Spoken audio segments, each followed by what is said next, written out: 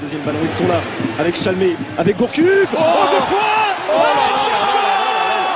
De sa création à sa descente aux enfers, les Girondins de Bordeaux ont connu de grandes heures dans l'histoire du club, avec notamment 6 titres de champion de France et 4 Coupes de France. Retour sur les dates clés dans l'histoire d'un monument français.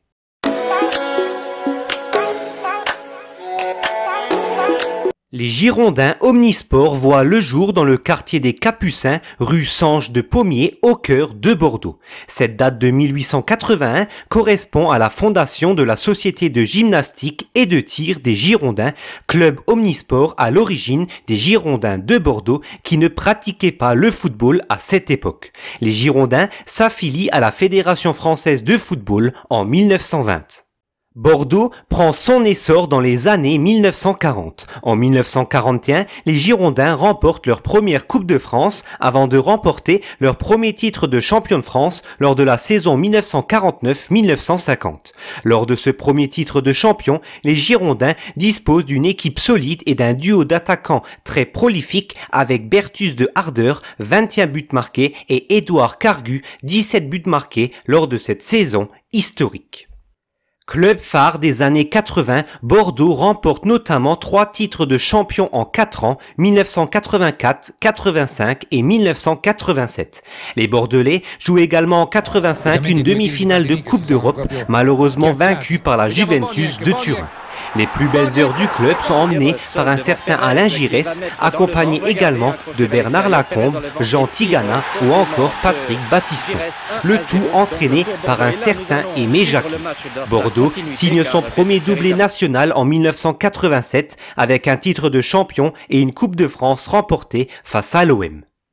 Les années 80 sont marquées par la bataille et la rivalité entre Bordeaux et Marseille, mais également entre ses deux présidents de l'époque, Claude Bèze pour les Girondins, Bernard Tapie pour l'OM. Les deux hommes se sont invectivés pendant de longues années par presse interposée.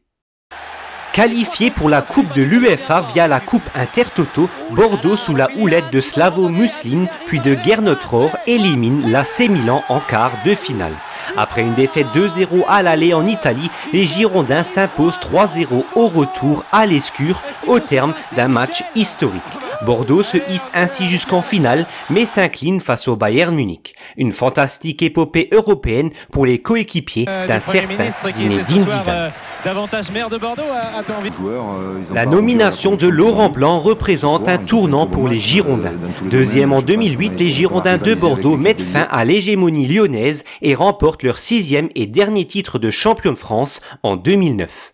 La saison suivante, Bordeaux réalise un parcours exemplaire en Ligue des Champions avec une phase de groupe parfaitement maîtrisée avec 16 points au compteur et en s'offrant le luxe de vaincre le Bayern Munich à l'aller et au retour en Allemagne, le Bayern Munich, futur finaliste de cette édition. Les hommes de Laurent Blanc s'inclinent en quart face à l'Olympique lyonnais.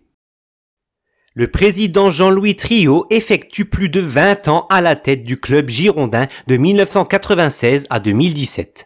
Bordeaux remporte la Coupe de France en 2013 face à Évian-Thonon-Gaillard. Elle sera le dernier trophée des Girondins de Bordeaux. Club historique du football français, Bordeaux est officiellement relégué en Ligue 2 à l'issue de la 38e et dernière journée de Ligue 1 en ce 21 mai 2022. Un séisme pour le club scapulaire, mais aussi pour le football français. Mardi 30 juillet, le tribunal de commerce de Bordeaux tranche. Le club est placé en redressement judiciaire et évite la liquidation judiciaire. Les supporters s'étaient donné rendez-vous pour marquer leur soutien à leur club. Dans le même temps, ils appelaient au départ de Gérard Lopez, le décrié président du club bordelais, associé à cette infernale descente aux enfers.